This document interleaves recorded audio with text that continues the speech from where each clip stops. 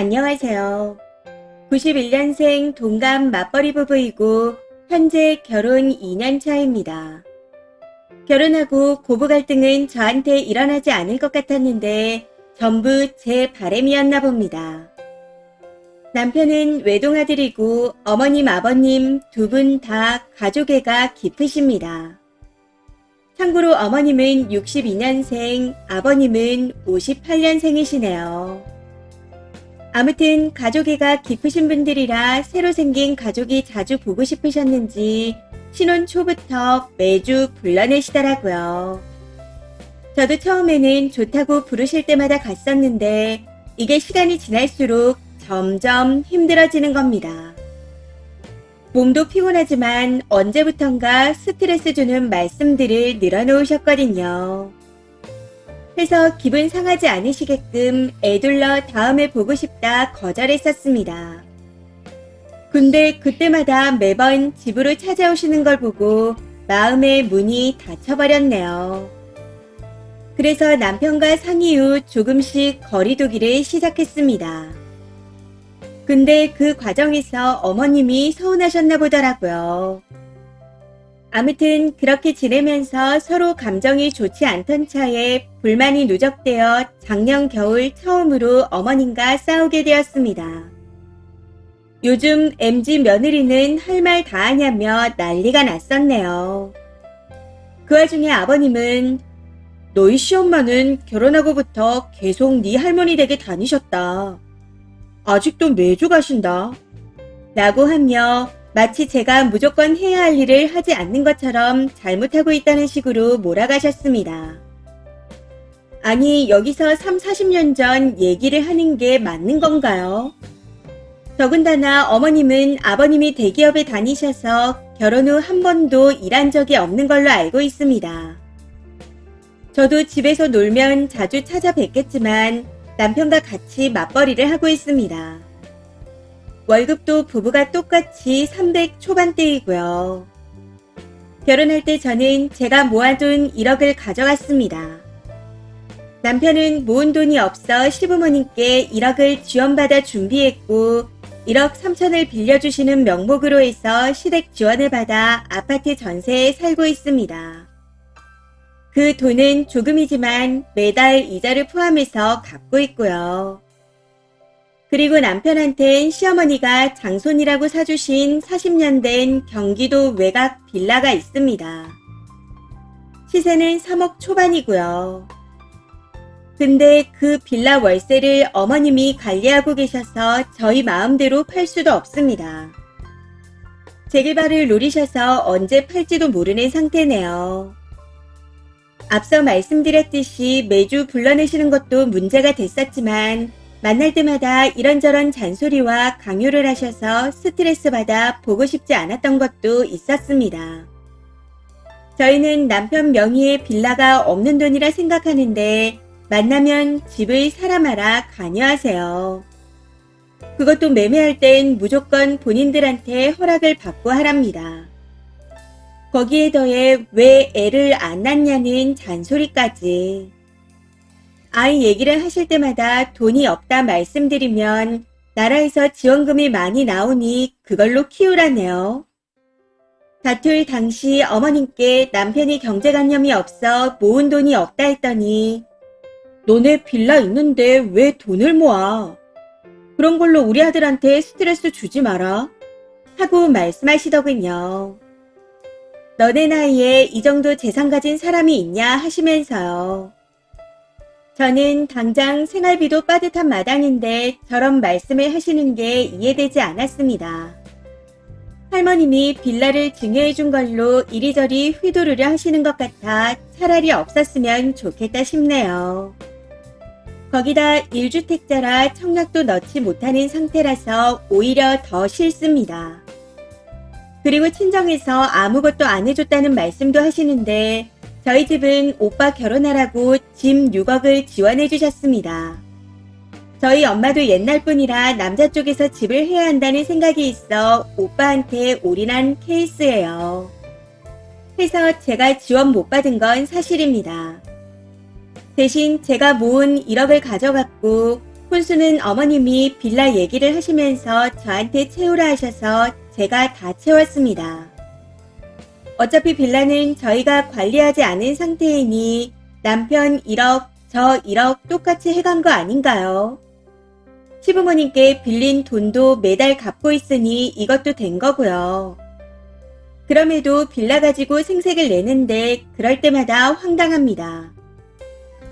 아무튼 이번에 시부모님과 만났다가 시댁 방문에 관한 이야기가 다시 나왔는데 아버님이 같은 말씀을 하시더군요. 매주 시할머님께 간다는 말. 해서 어머님은 평생 전업주부셨잖아요. 저는 맞벌이라 매주 오기 힘들어요. 하고 말씀드렸더니 뜬금없이 시댁은 시댁이라고 하시네요. 아니 시댁이 뭐 왕족인가요? 시부모님의 얘기를 대충 들어보니 며느리는 무조건 내내 해야 한다는 내용이었습니다. 저는 며느리라는 이유로 왜 말도 못하고 내내 해야 하는지 이해가 되지 않습니다. 귀하게 안 자란 자식이 어디 있나요? 아들 집안이 무슨 대수라고 저렇게 시시거리는지 이해가 되지 않습니다. 저희 친정 부모님은 둘이 잘 사는 게 효도라고 일절 관심을 안 두는 분들이시라 더 비교가 되는 것 같네요. 마지막에는 며느리가 들어와서 연락도 잘하고 소통하는 중간 역할을 바라셨다며 전화 좀 하라고 말씀하시는데 진심 미치겠더라고요. 사실 저도 시부모님이 선 넘는 행동들을 하시면 그때그때 말하는 스타일입니다. 근데 그것도 마음에 안 드시는지 벌써 영 끊자는 말만 여러 번 들었네요. 작년 겨울에 처음 싸운 이후로 이런 말들을 자꾸만 하십니다. 이번에도 그러시길래 그냥 진짜 안 볼까 생각 중이에요. 안 보길 원하시는데 원하는 대로 해드리는 게 맞지 않나 싶어서요.